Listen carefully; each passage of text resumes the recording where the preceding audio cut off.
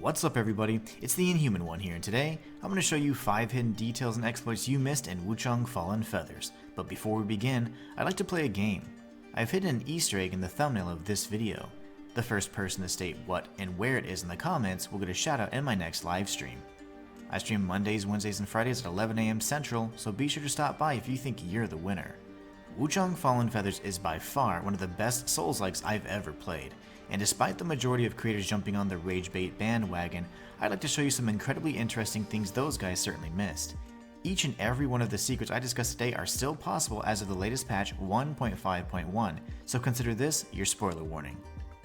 Did you know that the jars wrapped in talismans at the beginning of the game right next to Leenzee are actually filled with you, the player character? Only by obtaining the jar full of medicine ending do you realize that Wuchang is stuck in an endless loop due to her obsession to revive her younger sister. This really stuck out to me because of its similarity to the huge reveal in Lies of P, where the chest containing the nameless puppet could be found seconds after the intro cutscene ended. Little details like this just add such value to the story and show the futility of Wuchang's quest. After leaving the Reverend Temple, if you take a left towards the infected people in the tents and head towards these crates here on screen, there's an out of bounds glitch that you can exploit to immediately skip to the second chapter of the game and take on Cloudspire.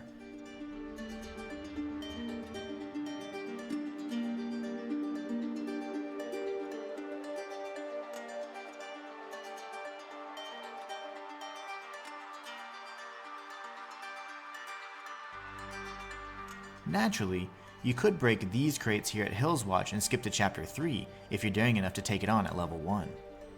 If you stick around to the end of the video, I'll show you guys an additional skip and a bonus tip once you get there.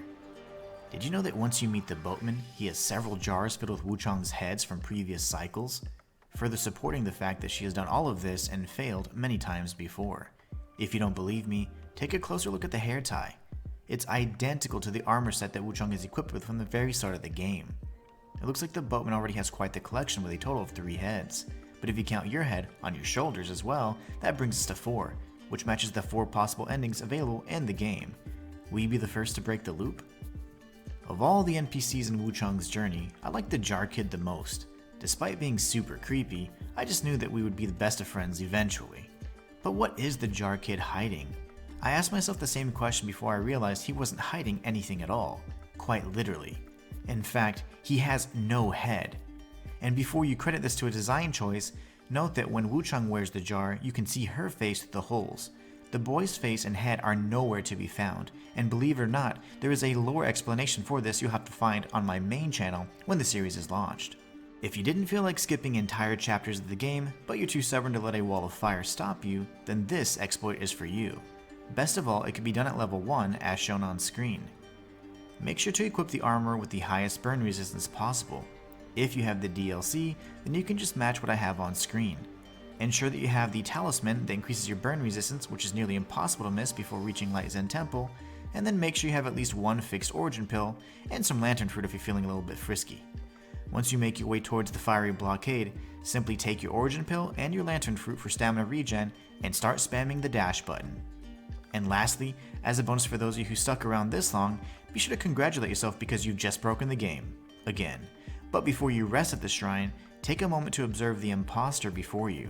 That's right, it's time for the bonus secret. There are 2 methods to identify a mimic shrine in Wuchang Fallen Feathers. First, check to see if the man is holding his instrument. If you don't trust your eyes, then approach the shrine and read the prompt.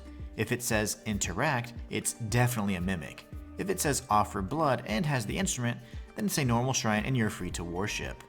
Did you learn anything new in this video? If you did, be sure to give the video a like. It helps me know you want more content just like this. Tune in for more Wuchang Fallen Feathers content, and be sure to check out my 100% walkthrough as well.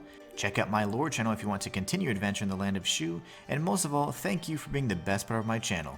Until next time, it's the Inhuman one signing out.